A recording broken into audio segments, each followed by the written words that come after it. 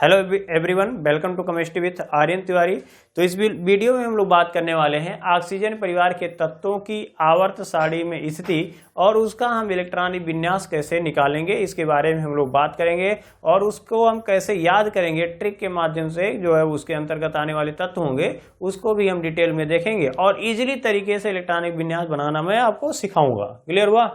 अब बात करते हैं यहाँ पर कि जो वर्ग जो 15 है यानी नाइट्रोजन परिवार के तत्व है उससे संबंधित जो भी टॉपिक है, वीडियो है एनसीईआरटी से रिलेटेड, मैंने उसको अपलोड कर दिया है, तो आप उसको देख सकते हैं। ठीक है, प्लेलिस्ट में जाएंगे, वहां पर आपको सभी वीडियो आपको सीरियल वाइज मिल जाएंगे। क्लियर हुआ? तो इसमें एक क्वेश्चन पूछा जाता है क्या ऑक्सीजन परिवार के तत्वों में कि जैसे हम लोग बात किए थे कहाँ, नाइट्रोजन परिवार के तत्व, तो नाइट्रोजन परिवार के तत्वों को हम निकटोजन कहते थे। क्या कहते थे? निकटोजन कहते थे। ठीक है, तो क्वेश्चन आता था कि नाइट्रोजन परिवार के तत्वों को हम क्या कहते हैं? निकटोजन कहते हैं। ठीक है, अब निकटोजन क्यों कहते थे? क्योंकि वो क्या होती है, वो सफोकेटिंग गैस यानी सांस फूलने वाली गैस का निर्माण करते हैं, इसलिए उसे हम क्या कहते थे? निकटोजन कहते थे। ठीक है, अब बात करते हैं कि ऑक्सीजन परिवार के तत्वों को क्या कहते हैं, तो इनको हम चालकोजन कहते हैं। क्या कहते हैं? चालकोजन कहते हैं। अब चालकोजन मतलब देखेंगे ये क्या होता है, चालकोजन। तो यानी कह सकते हैं कि धातुओं के जो अयस्क होते हैं, धातु जो होते हैं जानते हैं संयुक्त अवस्था में पाए जाते हैं अयस्कों के रूप में। तो धातुओं के जो अयस्क होते हैं वो किस रूप में होते हैं? या तो ऑक्साइड के रूप में होते हैं या सल्फाइड के रूप में होते हैं। ठीक है, इसीलिए इन्हें हम चालकोजन कहते हैं। तो अब कह सकते हैं कि ऑक्सीजन परिवार के तत्व जो होते हैं वो यौगिक या धातुओं के अयस्कों में सल्फाइड या ऑक्साइडों के रूप में पाए जाते हैं, इसलिए इसे हम क्या कहते हैं? चालकोजन कहते हैं। या ऐसा भी कह सकते हैं कि ये जो है अयस्कों का निर्माण करते हैं, इसलिए इसे हम चालकोजन कहते हैं। क्लियर हुआ? अब ये बात आ रहा है कि ऑक्सीजन परिवार के अंतर्गत कौन कौन से तत्व आते हैं। तो ऑक्सीजन परिवार के अंतर्गत अगर बात करें तत्व तो कौन आएगा? तो पहले तो ऑक्सीजन ही आएगा। ठीक है, पहले कौन आएगा? ऑक्सीजन। तो हो गया आपका ऑक्सीजन। तो ऑक्सीजन को किससे लिखेंगे? ओ से। उसके बाद क्या आता है? सल्फर। क्या आएगा आपका? सल्फर हो गया। उसके बाद यस ही होता है जिसको बोलते हैं सेलेनियम। क्या बोलते हैं? सेलेनियम होगा। उसके बाद टी होगा, टेलुरियम। इसे क्या बोलेंगे हम? टेलुरियम।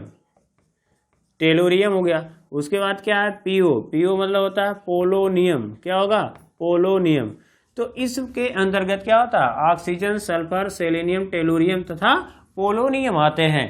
तो अगर हम बात करें तो ऑक्सीजन जो है, ठीक है, ऑक्सीजन अब याद कैसे रखेंगे? ये हो गया नाम इसका। ठीक है, याद रखने के लिए कहा गया, ऐसे याद रखेंगे। ओ से मैं कहेंगे ये ओल्ड। क्या है आपका? ओल्ड। यस मतलब होगा स्टाइल। ठीक है, ओल्ड स्टाइल। उसके बाद यस ही मतलब से। उसके बाद टी पो, तो ओल्ड स्टाइल से टीपो मतलब ओल्ड स्टाइल से टीपो मतलब लिखना। ठीक है, तो ओल्ड स्टाइल से टीपो, ये याद रखेंगे तो इससे आपको पता चल जाएगा। क्लियर हुआ? तो इसके अंतर्गत क्या होना आता है? ऑक्सीजन आता है, सल्फर आता है, सेलेनियम आता है, टेलुरियम आता है तथा पोलोनियम आता है। क्लियर? अब इसका हमें इलेक्ट्रॉनिक विन्यास लिखना है, तो हेडिंग डाल देंगे यहाँ पर इलेक्ट्रॉनिक विन्यास। इलेक्ट्रॉनिक विन्यास, इलेक्ट्रॉनिक कॉन्फ़िगरेशन। इलेक्ट्रॉनिक क्या होगा? कॉन्फ़िगरेशन होगा। क्लियर? अब इलेक्ट्रॉनिक कॉन्फ़िगरेशन, अब यहाँ पे जैसे ऑक्सीजन है तो पूरा अगर देखें तो क्या होगा? ऑक्सीजन का एटॉमिक नंबर तो कहेंगे 8। इसको अगर देखेंगे तो क्या होगा आपका? देखिए 2 और 6। सिंपल सा मैं पूरा बता रहा हूँ। उसके बाद हम लोग शॉर्टकट में भी देखेंगे तो 2 और 6 है। आप कभी नहीं बनाए हैं तो भी आप इजीली बना सकते हो। फिर लास्ट में हम लोग शॉर्टकट बात करेंगे कि कैसे हम बनाते हैं। ठीक है, तो यहाँ पे 2 और 6 होगा। तो आप जानते हैं कि पहला कोष है तो पहले कोष में क्या आता है? तो कहेंगे 1s आता है। तो कितने इलेक्ट्रॉन है? तो 2, तो 1s2 हो गया। दूसरा अगर देखेंगे तो 2s2 हो जाएगा और 2p क्या हो जाएगा आपका? 6 हो जाएगा। तो सॉरी 2p कितना हो जाएगा? 4। तो यहाँ कह सकते हैं 2 हो गया और 4 2 6, तो यहाँ पर 6 हो गया। क्लियर हुआ? तो 1s2, 2s2 और 2p 4 हो गया। और इसके बाद देखो अब एटॉमिक नंबर कैसे याद रखेंगे। देखो एक बार क्या है 8 दिया है तो एक बार 8 जोड़ना है, 2 बार 18 जोड़ देना है, एक बार 32 जोड़ देना है, जिसको हम क्या कहते हैं मैजिक नंबर कहते हैं। क्या कहते हैं मैजिक नंबर। याद रखेंगे ये क्या कहलाता है आपका मैजिक नंबर। जिससे क्या होगा नेक्स्ट तत्वों का क्या करते हैं एक ही वर्ग में हम उनका परमाणु क्रमांक पता कर लेते हैं जिसके सहायता से।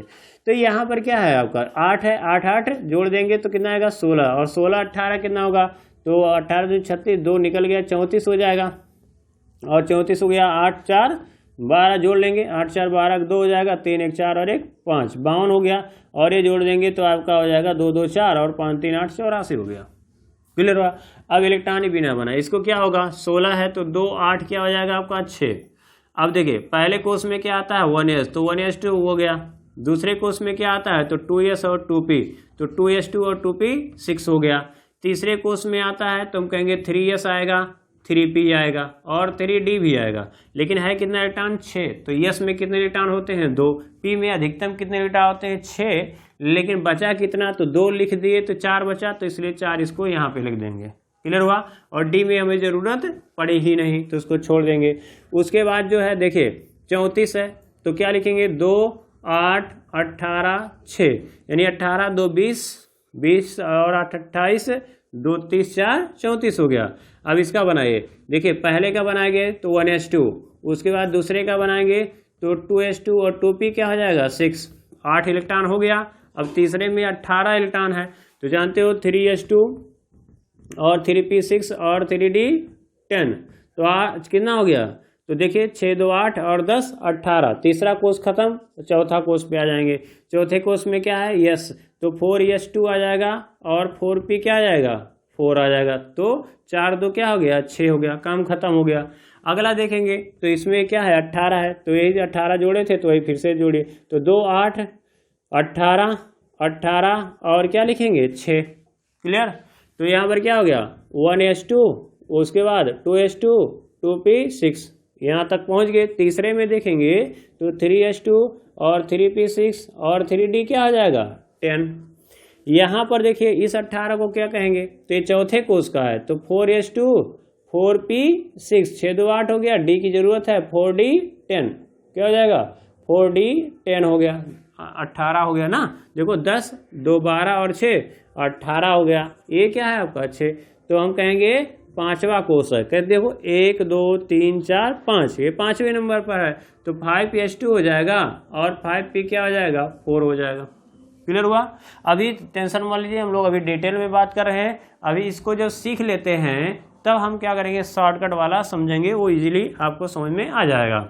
लेकिन पहले हमें डिटेल में हमें समझना है। कभी कभी क्या होता है स्कूलों में, हालांकि एग्जाम में कोई प्रॉब्लम नहीं है, आप ये लिखिए शॉर्टकट लिखिए कोई दिक्कत नहीं है, नंबर उतने ही मिलने वाले हैं। लेकिन होता क्या है कि स्कूल में जो टीचर होते हैं वो कहते हैं नहीं ऐसे बना करके लेके आओ, तो ऐसे पूरा बनाने का ये तरीका है।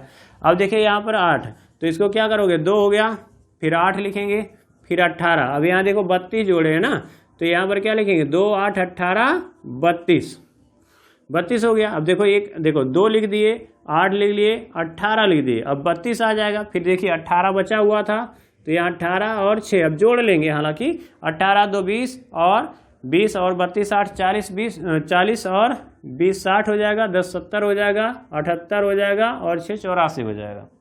क्लियर हुआ। तो यहाँ पर देखिए अब यहाँ 2 इलेक्ट्रॉन है तो क्या लिखोगे 1s2, यहाँ पे 2s2 2p6 ये यहाँ तक पहुँच गए। तीसरे का देखिए तो तीसरे में 18 लिखना है तो 3s2 3p6 और 3d क्या आ जाएगा 10, देखो 18 हो गया। चौथे में देखिए आपका चौथे में 4s आएगा 2 4p6 4d 10 18 तो हो गया। लेकिन अब यहाँ देखिए 32 लगाना है तो क्या हो जाएगा 4 या 14 हो जाएगा, 32 हो जाएगा कि नहीं हो गया।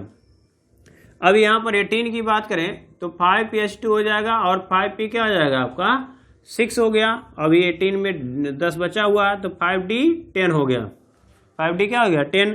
और यहाँ देखेंगे तो ये पहला दूसरा तीसरा चौथा पांचवा छठवां कोष है, तो छठवें कोष में क्या लिख लोगे तो कहेंगे 6s2 और 6p क्या हो जाएगा 4 हो जाएगा। क्लियर हुआ। तो ये हो गया इसका सबसे लॉन्ग कट। तो देखो ये जो मेथड है ये है आपका बोरबरी है, ये आपको क्लास 9th में सिखाया गया होगा, उसके आधार पर हम लोग इसको आराम से बना लिए। ठीक है, तो इसका मतलब इसको हमें बनाने की ज़रूरत नहीं है एग्जाम में या कहीं भी लिखने की ज़रूरत नहीं है। बस आपको ये तरीका है कि आप इजीली सीख सकते हैं, यानी आप लर्निंग स्टेज में हैं, शुरुआती दौर में हैं, तो आप आसानी से इलेक्ट्रॉनिक विन्यास बना सकते हैं। ठीक है, तो इतना छोड़ करके क्या होगा, ये पूरा आप लिख सकते हैं। अब बात करते हैं शॉर्टकट वाला। शॉर्टकट में क्या कह रहा है कि जैसे मान लीजिए यहाँ पर भी ऐसे था, अब ये क्या है, शॉर्टकट कैसे याद रखेंगे वो समझते हैं। ठीक है, अब देखिए, अगर आपको ये वीडियो पसंद आ रहा है तो लाइक भी करते रहिए और शेयर ज़्यादा से ज़्यादा शेयर करने की कोशिश करिए। ठीक है, अब चलिए यहाँ पे हम बात करते हैं कि इसका जो है शॉर्ट ट्रिक क्या होगा। ठीक है, अब यहाँ पर ये देखो ऑक्सीजन है, अब यहाँ पर क्या हम लिखे 1s2 लिखे थे, 2s2 लिखे थे और 2p क्या लिखे थे 4। अब देखो मिनटों में अब बना लेंगे, क्लियर हुआ, तो हम क्या 1s2 हो जाएगा, 2s2 2p 4 हो जाएगा, क्लियर। अब देखिए हीलियम अगर देखें तो हीलियम का एटॉमिक नंबर कितना होता है 2, तो उसको परमाणु क्रमांक 2 होगा, तो इसको क्या लिखते हो 1s2, क्या लिखते हैं 1s2। तो 1s2 को हटा के हम क्या लिख सकते हैं, हीलियम लिख सकते हैं ना, तो हीलियम यहाँ लिख देंगे, तो यहाँ पर हो गया आपका हीलियम और यहाँ हो गया 2। अब 1s2 खत्म हो गया, उसके बाद बचा था क्या, तो कहेंगे हम 2s2 और 2p क्या था 4, बस बन गया। अब हीलियम के बाद क्या लिख देना है, या नियॉन, नियॉन का होता है 10 और उसके बाद लिखना है आर्गन, आर्गन का होता है 18, उसके बाद क्या लिखना है helium neon argon krypton, krypton का फिर 18 जोड़ेंगे तो 36 और फिर जेनॉन। ठीक है, जेनॉन कितना होता है 54। ठीक है, तो हम ये कह सकते हैं helium neon argon krypton xenon. ठीक है, जेनॉन का कितना हो गया 54 हो गया। ठीक है, तो अब यहाँ पर देखिए, यहाँ पर आपका 2s2 है, 2p क्या है आपका 4 है। अब यहाँ 2 है ना, अब नीचे आएंगे तो क्या हो जाएगा 3 लिखेंगे, 3s2 और 3p 4। अब इलेक्ट्रॉन जोड़िए, 10 2 12 4 16, देखिए 16 इलेक्ट्रॉन है बराबर, कोई दिक्कत नहीं है। अब देखिए 3s2 है ना, तो 3s2 हो जाएगा और 3p क्या हो जाएगा 4। तो देखिए 18 2 20 4 24, इलेक्ट्रॉन कितने हैं यहाँ 34, कितना इलेक्ट्रॉन कम पड़ा है, देखिए 18 2 20 4 24 इलेक्ट्रॉन है, यहाँ देख रहे हैं कितना है 34 है, 10 इलेक्ट्रॉन कम पड़ा है। 10 किस में आता है तो कहेंगे डी में, 10 किस में आता है इलेक्ट्रॉन डी में आता है। तो क्या करना है, यहाँ 2 है तो यहाँ देखो यहाँ पर हो जाएगा आपका, सॉरी यहाँ 3 था, अब यहाँ पे क्या करना था, यहाँ पे 4 था, सॉरी यहाँ गलती हो गया थोड़ा सा, फिर से देखो 3s है, अब नीचे जाएंगे तो क्या हो जाएगा आपका 4s2 हो जाएगा और ये हो जाएगा 4p4, एक बढ़ाते हुए जाना है, क्लियर। अब 18 2 20 4 24, 10 कम पड़ रहा था, किस में आएगा डी में, तो D10 लिखेंगे, लेकिन एक इलेक्ट्रॉन कम, एक कह सकते हैं मुख्य क्वांटम कम कर देंगे, मुख्य क्वांटम संख्या कम करेंगे, तो 4 है तो क्या लिख देंगे यहाँ 3। फिर से समझेंगे, यहाँ पर 18 2 20 और 4 24, कम कितना पड़ रहा है तो कहेंगे 10, तो 10 किस में आता है डी में, तो एक कम कर देना है, लिख देना है, तो 3D10 हो जाएगा। अब यहाँ जब 3D लिखे ना तो नीचे जाएगा तो 4D हो जाएगा 10। अब यहाँ 4 है तो क्या हो जाएगा 5s2 हो जाएगा और यहाँ 4 है तो नीचे जाएगा तो 5p4 हो जाएगा, क्लियर। अब इलेक्ट्रॉन जोड़िए तो 36 हो गया और 4 40, 10 50 और 2 52, देखो बन गया। अब उसके बाद 4D10 के बाद क्या आ जाएगा, तुम कहेंगे 5D10 आ गया और यहाँ 5 है तो क्या हो जाएगा 6s2 हो जाएगा और 6 क्या हो जाएगा 6p4 हो जाएगा। तो अगर 54 है, 54 10 64, ठीक है, और यहाँ पर देखिए 6, तो 54 है और 6 कह सकते हैं 60 10 70, कितना कम पड़ रहा है 70, तो 14 कम पड़ रहा है, तो 70 और 14 84 हो जाएगा। अब 14 इलेक्ट्रॉन किस में आता है, किस ऑर्बिटल में आता है, तो कहेंगे F। तो F उपकोष में क्या आता है या ऑर्बिटल में क्या आता है 14 इलेक्ट्रॉन आते हैं, तो यहाँ लिखेंगे F14। अब क्या है मुख्य क्वांटम संख्या, तो इसी से कम कर दो, तो यहाँ 5 है तो क्या कर देना 4, बन गया, क्लियर। तो इस तरीके से आपको क्या करना है इलेक्ट्रॉनिक विन्यास बनाना है। अब ये कहेगा इसी में इलेक्ट्रॉनिक विन्यास बना लिए, अब आवर्त सारणी में स्थिति हेडिंग डाल देंगे, आवर्त सारणी में स्थिति, ठीक है, यानी पोजीशन पूरा लिख लेंगे इसको, आवर्त सारणी में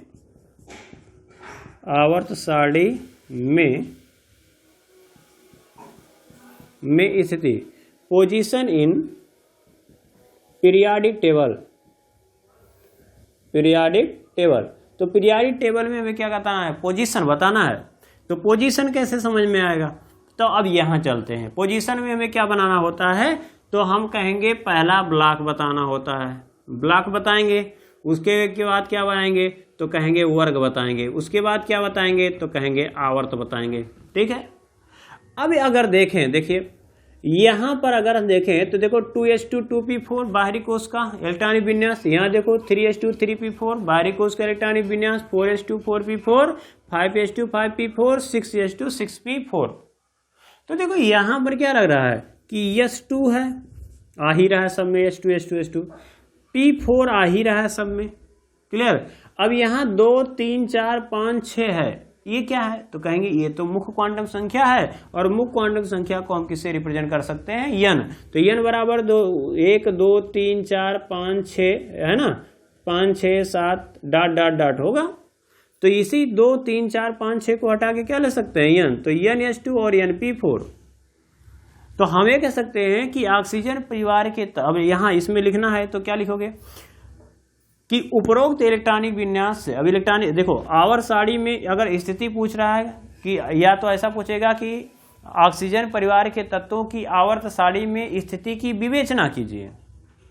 ठीक है। अब स्थिति की विवेचना करना है तो क्या लिखेंगे, पहले इलेक्ट्रॉनिक विन्यास लिख लेंगे। उसके बाद क्या लेंगे, उपरोक्त इलेक्ट्रॉनिक विन्यास से यह स्पष्ट होता है कि ऑक्सीजन परिवार के तत्वों का समान इलेक्ट्रॉनिक विन्यास, बाहरी कोश का समान इलेक्ट्रॉनिक विन्यास n(s2) n(p4) है, n(s2) n(p4) है।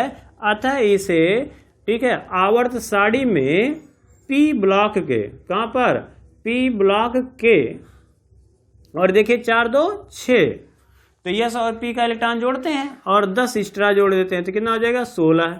तो यस और p का इलेक्ट्रॉन जोड़ लेना है और 10 और जोड़ेंगे तो 16 हो जाएगा। तो कहेंगे 16वें वर्ग में रखा गया है।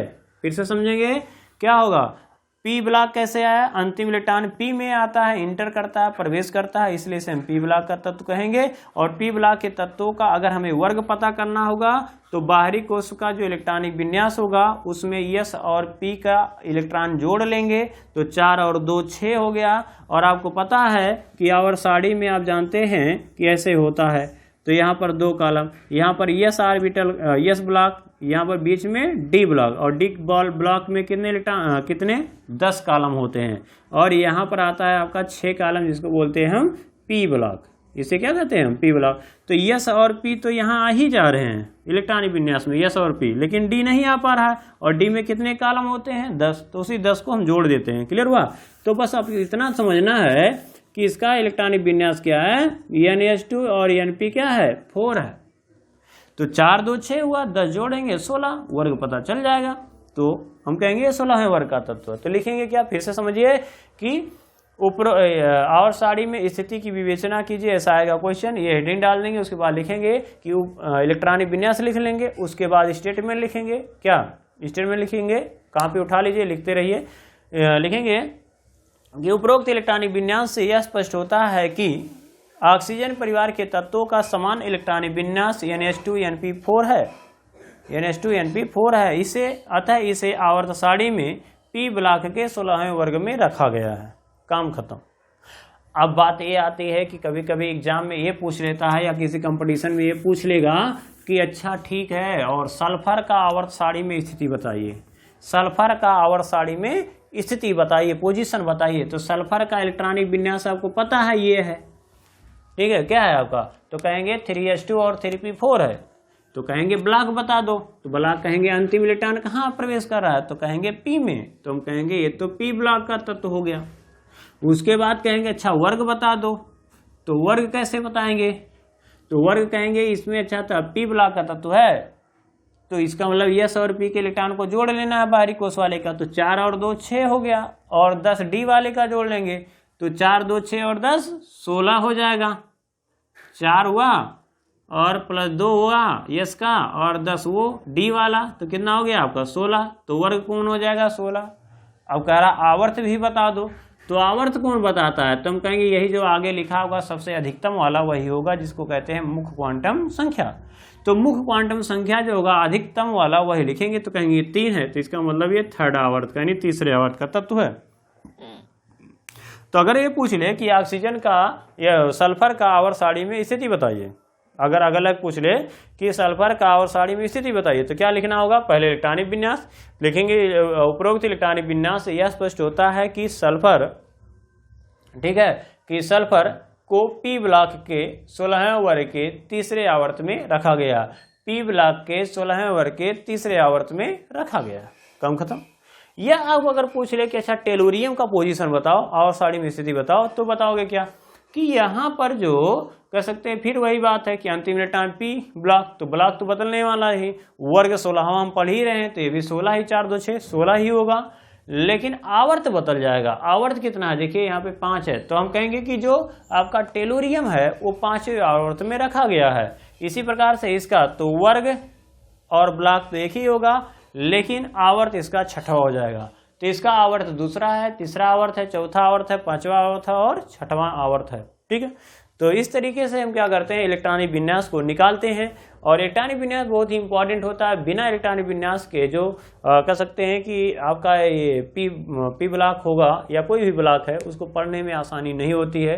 तो इसलिए पी यानी इलेक्ट्रॉनिक विन्यास पे ज़्यादा जोड़ दीजिए। ठीक है, तो मिलते हैं नेक्स्ट वीडियो में कुछ नए टॉपिक के साथ। जय हिंद।